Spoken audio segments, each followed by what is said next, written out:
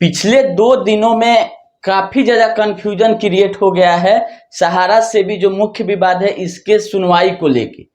क्योंकि 9 जनवरी 2023 को जो सुनवाई हुआ था उसमें ये बोला गया था कि 18, 19 और 20 अप्रैल 2023 को सहारा सेबी केस को लिस्ट किया जाए और एक फ्रेश नोटिस सारे पार्टी को भेजा गया था, उसका जवाब सबमिट करने के लिए बोला गया था।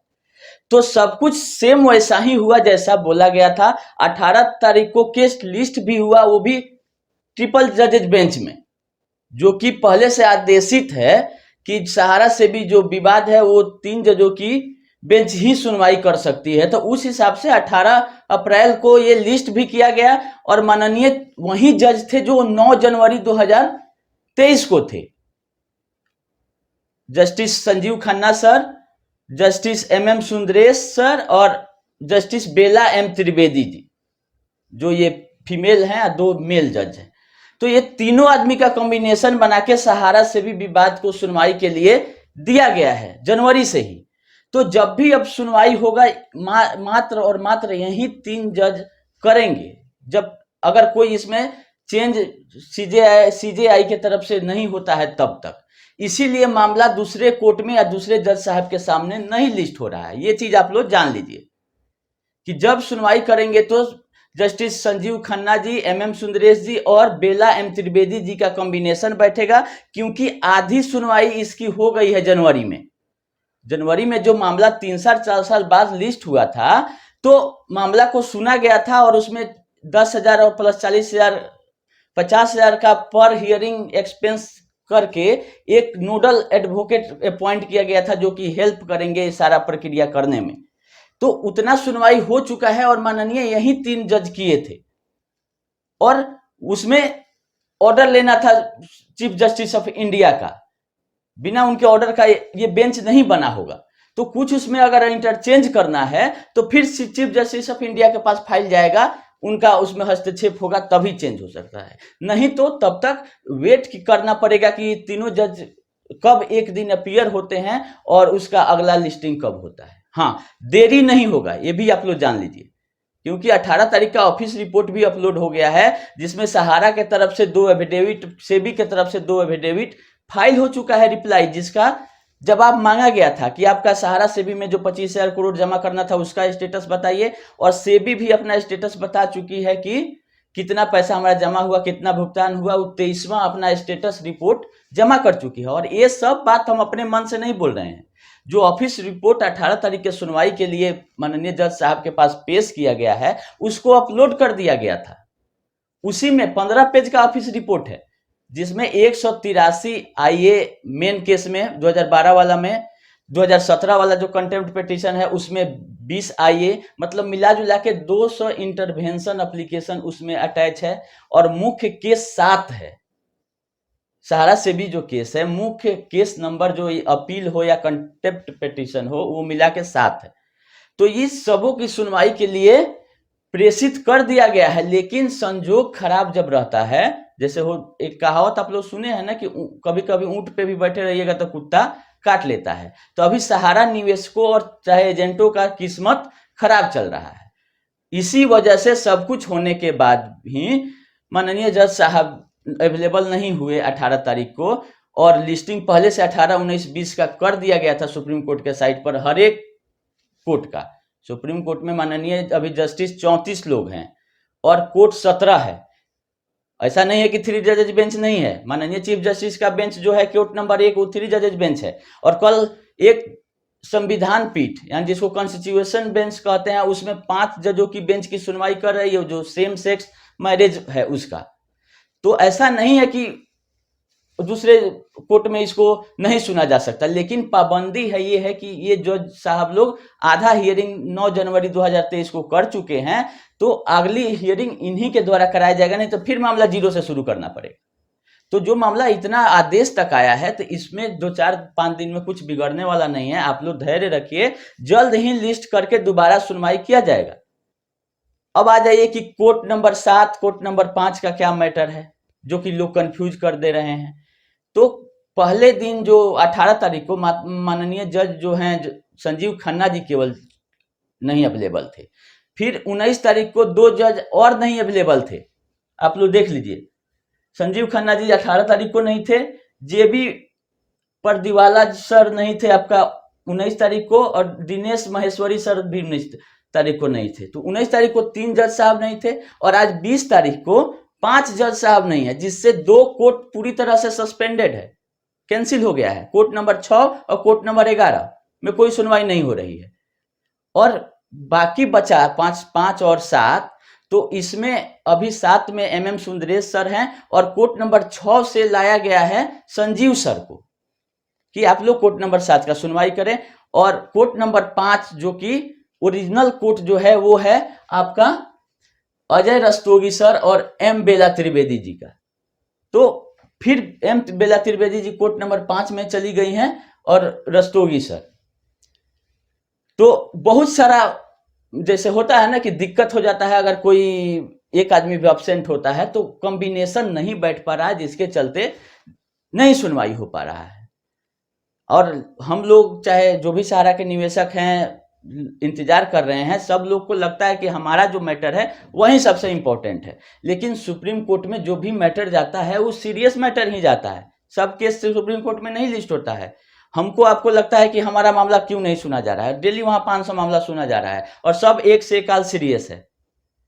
तो कोर्ट का अपना सिस्टम है, और उसमें ही रहना है, उसी के हिसाब से चलना है। जो अपडेट आएगा, तो कोई भी चेंजेस होता है तो उसको नोटिस से बताया जाता है। जैसे आज भी नोटिस आया, 5 बोला गया है कि कौन कौन सा कोर्ट कैंसिल हो गया है, और किन जज के बदले में कौन से जज बैठ रहे हैं सुनवाई करने के लिए। लेकिन जिस सुनवाई में आधी सुनवाई हो चुकी है, या स्पेशली अलॉट किया गया है किसी बेंच को, तो वो मामला उसी में सुना जाएगा। तो 18 तारीख को 3 जजेज बेंच केवल सहारा के मामले को सुनने के लिए बनाया गया था, लेकिन उसमें 43 मामले थे। 1 नंबर को छोड़ दिया जाए जो सहारा का मैटर था, उसके बाद सब डबल बेंच मामला था, उसकी सुनवाई हुई 18 तारीख को, और MM सुंदरेश सर और बेला M त्रिवेदी मैडम की है सुनवाई। केवल संजीव खन्ना सर जो थे वो नहीं थे, तो 1 नंबर मामले को ड्रॉप डाउन कर दिया गया, जो कि साइट पे दिखाया जा रहा है कि सहारा वाला मैटर डिलीट कर दिया गया क्योंकि लिस्टिंग हो चुका था। तो उसको अभी ड्रॉप किया जाए जब तक कि संजीव सर ज्वाइन नहीं कर लेते हैं। अभी देखिए कि 20-21 को भी सुनवाई नहीं होगा। अब चले जाइए 24 को। अब 24 वाला अगर कोई लिस्टिंग होगा तो हम आप लोगों को बता देंगे। अभी कोर्ट नंबर 7 को ही पूरा हटा दिया गया है आज कल के हियरिंग से, और 22 को ईद है। अब 24 को कोर्ट खुलेगा, तो कोर्ट खुलेगा तो नया क्या लिस्टिंग, स्पेशल लिस्टिंग होके ये फिर से 3 जजेज बेंच का गठन करना पड़ेगा। 7 नंबर जो कोर्ट है वो ओरिजिनल कोर्ट है माननीय जस्टिस संजीव खन्ना सर और MM सुंदरेश सर। तो इसमें आप लोग देखिएगा कि 34 जज साहब जो लोग हैं अभी सुप्रीम कोर्ट में, उसमें 7 नंबर पे सबसे तीनों में से सीनियर जज संजीव खन्ना सर ही हैं। उसके बाद MM सुंदरेश सर और बेला M त्रिवेदी मैडम। तो ओरिजिनल कोर्ट 5 नंबर में बैठती हैं बेला मैडम, और 7 नंबर में बैठते हैं संजीव सर और MM सुंदरेश सर। तो बेला मैडम को 9 तारीख वाले हियरिंग में 9 जनवरी को जो हुआ था, बुलाया गया था 5 नंबर से 7 नंबर में सहारा का मैटर को सुनने के लिए, लेकिन उसी दिन बोल दिया गया था कि 18 को इसका सुनवाई होगा। तो 18 को पहले से ही लिस्ट कर दिया गया था ट्रिपल जजेज बेंच में, लेकिन संजोग खराब था, माननीय जज साहब नहीं अवेलेबल हो पाए। तो अगला इसमें क्या होगा देखने वाली बात है कि मामला बड़ा है, इसको ज्यादा लेट नहीं होना चाहिए, जल्द से जल्द इसका लिस्टिंग करके दिया जाएगा। अगले वीक में हमको उम्मीद है कि बारी आएगा। अब तुरंत नहीं आ सकता है क्योंकि 70 एडवोकेट हैं। जो ऑफिस रिपोर्ट आप देखिएगा तो 70 एडवोकेट लोगों को नोटिफिकेशन चाहे नोटिस चाहे जो भी है उससे सूचना देना पड़ता है, और कम से कम उसमें 1 दिन 2 दिन पहले बताइएगा, तभी सब लोग अपीयर हो पाएंगे। अभी जो डेट लगा था वो तो खत्म हो गया, डिलीट हो गया। अब फ्रेश लिस्टिंग के लिए फिर उसमें जाएगा नोटिस और सबको कॉपी जाएगा कि आप अपीयर हुई। सहारा है, सेबी है, और भी पार्टी जो लोग हैं। देखिए 9 जनवरी 2023 को जो सुनवाई हुआ था उसमें सबसे पहले बोला गया था कि 18, 19, 20 को रीलिस्ट कीजिए इस मामले को सुनवाई के लिए। तो इसका मतलब ये नहीं हुआ कि 18 को भी लिस्ट कीजिए, 19 को भी, 20 को भी। इसका मतलब ये हुआ कि 18 को तो शुरुआत होगा केस की सुनवाई का, अगर बड़ा मामला है तो एक दिन में फैसला नहीं हो पाता है तो अगले दिन उसको कैरी फॉरवर्ड किया जाएगा, 19 को भी जगह रखा जाएगा, 20 को भी जगह रखा जाएगा। तो जब 18 वाला ही डेट कैंसिल हो गया, डिलीट हो गया मैटर, तो और 19-20 का लिस्टिंग का बात ही नहीं आता है। अगर 18 को सुनवाई होती तब 19 को, अगर उस दिन फैसला नहीं हो पाता तो 19 को डेट रखा जाता, 19 को वाले सुनवाई में भी टाइम नहीं मिलता तो 20 को, अगर 18 वाली होती तब, ऐसा नहीं था कि 18 को अलग, 19 को अलग, 20 को अलग लिस्ट कर दीजिए। तो मेन यही लोग कंफ्यूज हो जा रहे हैं कि 18, 19, 20 तीनों दिन लिस्टिंग नहीं था, कंटिन्यूअस बोला गया था कि 18, 19, 20 सुनवाई होगा। तो अगला मामला अगर लिस्ट होता है तो उसमें भी ये चीज अप्लीकेबल होगा कि अगर मान लीजिए 24 को, 25 को या 26 को लिस्ट होता है मामला, तो उसको कंटिन्यू किया जाएगा, क्योंकि एक स्पेशल बेंच बना के सहारा के मामले के लिए ही बैठाया जा रहा है सुनवाई के लिए। तो हमेशा ये चेंज इंटरचेंज नहीं होगा कि एक जज साहब दूसरे बेंच के उठ के डिस्टर्ब होता है इस तरह से कोर्ट। तो लोगों को कंफ्यूजन इसी में हो गया कि 18 को नहीं हुआ तो 19 को होगा, 19 को नहीं हुआ तो 20 को होगा। तो ऐसा नहीं था, 18 वाला कैंसिल तो 19-20 ऑटोमेटिक कैंसिल हो गया। अगर सुनवाई अगला शुरू होती है तो 3 दिन का मे बी टाइम मिल सकता है कंटिन्यूअस हियरिंग में, अगर मामला बड़ा खींचा गया दोनों तरफ से, सेबी की तरफ से चाहे सहारा की तरफ से। हाँ, सुनवाई होगी तो ये भी पॉइंट आप लोग जान लीजिए कि सबसे पहला है सुब्रत राय के पेरोल का, जो इसमें जो ऑफिस रिपोर्ट में भी बोल दिया गया है कि सहारा अपना जवाब सबमिट कर दी है कि 25,000 करोड़ जमा करने वाला 3 एफिडेविट में जमा किए कि 2014 में जो बोला गया था कि आप 25,000 करोड़ जमा कीजिए, उसी के बेसिस पर इनको इंतरिम बिल मिला हुआ है और पेरोल को बढ़ाया जाता है जैसे जैसे ये पैसा जमा करते हैं। तब उसका रिपोर्ट सहारा सबमिट कर चुकी है और पेरोल खत्म भी हो सकता है अगर सुप्रीम कोर्ट सेटिस्फाई नहीं होती है तो बहुत ही इंपॉर्टेंट है सुब्रत राय के बेल पे का मैटर, क्योंकि ये बेल इनको इसी कंडीशन पे दिया गया था कि ये अपना बाहर जाएंगे तो प्रॉपर्टी बेच के पैसा जमा करेंगे, जो डिले हो रहा है प्रॉपर्टी बेचने में, और किसी भी पर्पस के लिए इनको बाहर नहीं भेजा गया।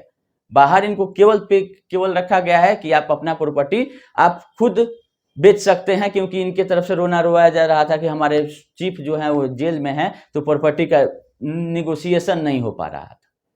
तो निगोशिएशन करने के लिए बाहर गए थे 2014 में, और अभी तक निगोशिएट करके 25,000 करोड़ सुप्रीम कोर्ट में नहीं जमा कर पाए हैं। मात्र 16,000 करोड़ तक ही अभी तक का डाटा जो अवेलेबल है उससे पता चलता है। अब कल वाले रिपोर्ट में क्या जमा की है सहारा और उस पर क्या कोर्ट का रिस्पॉन्स रहता है, एक नंबर है। दूसरा, सेबी भी अपना स्टेटस रिपोर्ट फाइल कर दी है। तो सबसे पहला है पेरोल इनका बढ़ता है या रद्द होता है, इसीलिए मामला इतना इंपॉर्टेंट और हो जाता है। बाद बाकी 2-4 और भी आई है, जैसे कि एक समीरा का उसमें नाम दिया जा रहा है कि रियल एस्टेट, तो जो भी जमीन खरीदता है सहारा के का उसमें को रजिस्ट्री कराने के लिए सुप्रीम कोर्ट से परमिशन लेना पड़ता है, इसी में लगा के तब रजिस्ट्री होता है, क्योंकि इस पे एम्बार्गो लगा हुआ है। अब ये भी आप लोग जानते हैं कि एम्बार्गो बहुत लोग बोलता है लगा है नहीं लगा है, तो मेन जो सहारा का ग्रुप का जो 5, 7, 10 कंपनियां जो सब लोग जानता है कि ये सहारा की है, उसी पर एम्बार्गो है। लेकिन सहारा क्या रिपोर्ट में आया था अभी कि 530 कंपनियों का पैसा मिला के 16,000 करोड़ जमा की है, जो मीडिया रिपोर्ट में आया था। तो क्या उन 530 कंपनियों पे एम्बार्गो है? आईजी रजिस्ट्रार हर एक स्टेट को गया हुआ है लेटर कि 530 कंपनियां सहारा ग्रुप की है, इनके भी रजिस्ट्री पे रोक लगाइए? नहीं है, केवल मेन कंपनी पे है। तो सहारा का फंडा क्या था कि मेन कंपनी में पैसा उठाती थी और उसको छोटे छोटे कंपनियों में इन्वेस्टमेंट के नाम पे दे देती थी, और वो छोटी कंपनियां जमीन परचेज अपने नाम पे करती थी। और अभी एम्बार्गो मेन कंपनी पे है तो छोटी कंपनियों का रोक नहीं है, रजिस्ट्री हो जाता होगा। तो अभी पॉइंट ये है, सेंट्रल रजिस्ट्रार को इसको भी ध्यान देना चाहिए कि 530 कंपनियों का पे रोक लगे, इनके रजिस्ट्री को रोका जाए। और दूसरा, 5,000 करोड़ जो रिलीज हुआ है एक आईए से, तो इस केस में भी एक आईए लगा देना चाहिए सेंट्रल रजिस्ट्रार को कि पैसा हमको 5,000 करोड़ से नहीं होने वाला है, लायबिलिटी इनका 86,000 करोड़ का उठाए हुए हैं, खुद बताए हुए हैं, तो हमको आगे और पैसा जैसे भुगतान शुरू करेंगे जरूरत पड़ेगा, तो इसमें भी एक आईए लगा देना चाहिए मेरे हिसाब से। सोसाइटियों का मैटर, कि अभी तक सोसाइटियों का मामला इस सुनवाई से कोई मतलब नहीं है सहारा सेबी केस से। इसमें केवल यही है कि सेबी बोल रही है कि आप पैसा ओएफसीडी में गलत तरीके से उठाए हैं तो प्रिंसिपल और इंटरेस्ट के साथ जमा कीजिए, रिफंड कीजिए, और सहारा बोलती है कि हम भुगतान कर दिए हैं, कोई किसी का पैसा बाकी नहीं है।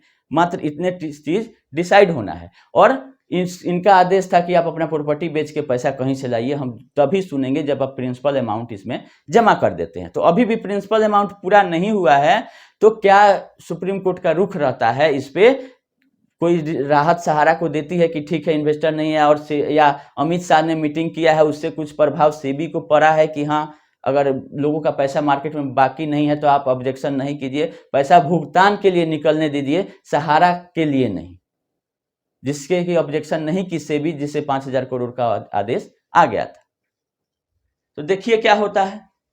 जैसा कोई अपडेट सही रहेगा हम आप लोगों को करते रहेंगे। 2 दिन से हम थोड़ा थोड़ा जैसे कि टाइम नहीं मिल पा रहा था, लेकिन अपडेट अगर सही पता चल जा रहा था तो हम ऑफिस से ही डालने का और बताने का कोशिश कर रहे थे। आज हम देखे कि सुबह में ही आ गया है आज का कि 5 जज साहब लोग नहीं अवेलेबल हैं, जिससे ये मामला नहीं सुना जाएगा। तो इस कंफ्यूजन में आप लोग नहीं रहे, जो भी सही अपडेट रहेगा हम आप लोग को बताएंगे। और कभी कभी लोग आगे बढ़ के बता दे रहे हैं, उन लोगों से भी मेरा रिक्वेस्ट है कि थोड़ा ऑर्डर को अच्छे से पढ़ें, नोटिस को अच्छे से पढ़ें। सब कुछ उसमें साफ साफ लिखा रहता है, दिक्कत है हम लोगों को समझने की। बिना समझे आगे एक आदमी वीडियो बना के बता देता है, वही देख करके बाकी लोग भी वीडियो बना के बताने लगते हैं।